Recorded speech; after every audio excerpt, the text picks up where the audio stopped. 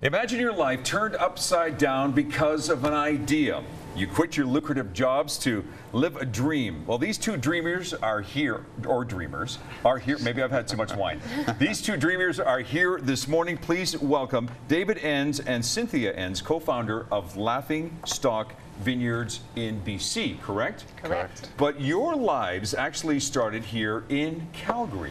How did you transition from Calgary with an idea to where you are today? Cynthia. Well, I grew up in Calgary. This is my hometown. But as many Calgarians do, you travel to the Okanagan for every summer family holiday. So, you know, was in the Okanagan pretty regularly through my childhood.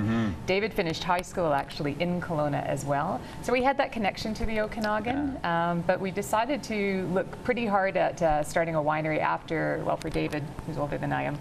Ouch, where's that coming from, David? I don't know. Well, 20 years in the he was 20 years in the investment industry. I was 10 years in and commuting in Vancouver an hour each way, and decided there's got to be more to life than this, and thought we'd start a winery. And one of the last places we actually lived was the Okanagan. We didn't take the wine seriously, but in 2003 we jumped in, bought a property on the Naramata Bench, and went full in. David, do you remember that day, 2003? Oh yeah, I mean, and it's not like owning a sailboat where the best 2 days are the day you buy it and the day you sell it. This is actually purposely being a choiceful lifestyle change. Interestingly enough, it's been a blur, you know, just from 2003 to now, and we're finally achieving the lifestyle that everybody thought we had 12 years ago. Yeah, so it is pretty cool. So it's been hard. It hasn't been easy, has it? Well, we've chosen to be hands-on. So I actually grow the grapes and David makes the wine. So it's not like we're just directing traffic from above. We're actually going back tonight because harvest for us starts tomorrow. Oh, so it's game on starting tomorrow. So yeah, it's been a lot of learning. I'm a city girl, and learning farming was a bit of a new thing. Yeah, but he said, "Come on, honey, let's do this."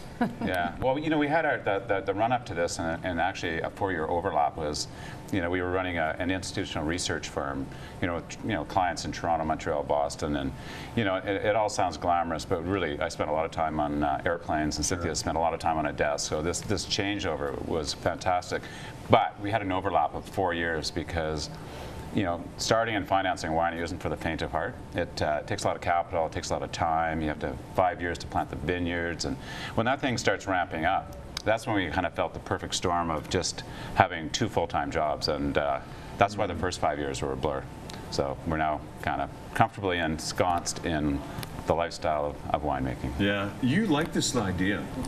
I mean, are you a wine drinker yourself? Oh, I love wine. In fact, I'm learning, you know, I guess aging is part of it. You get a little bit more refined. You know, you drink a couple of cases of Canadian when you're 21, and oh, that was good. And then you realize, well, wine is something special.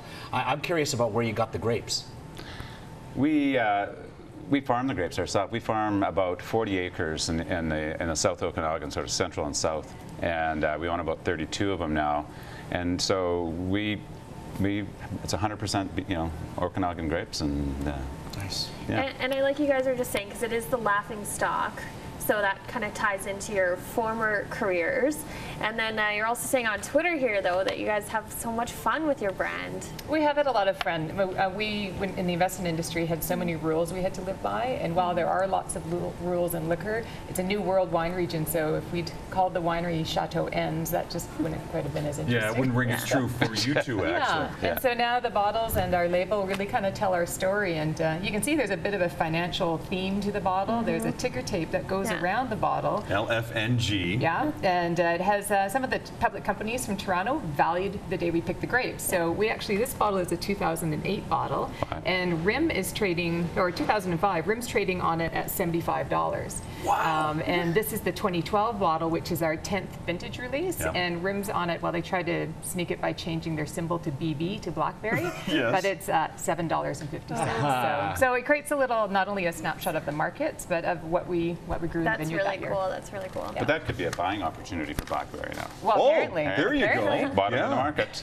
It is a lot of fun. It's a challenge, but I get the impression that you two wouldn't do anything else but this.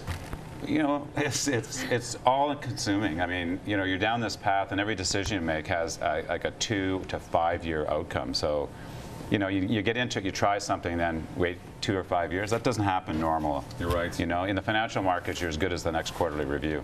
And quarterly review here in the wine business is years. What's next for you two? Cynthia? Lifestyle? Well, we've tried to get some balance. It is all-consuming, and our winery production has not changed for 4 years. So this 10th vintage for us is that moment to kind of sit back and go, now what?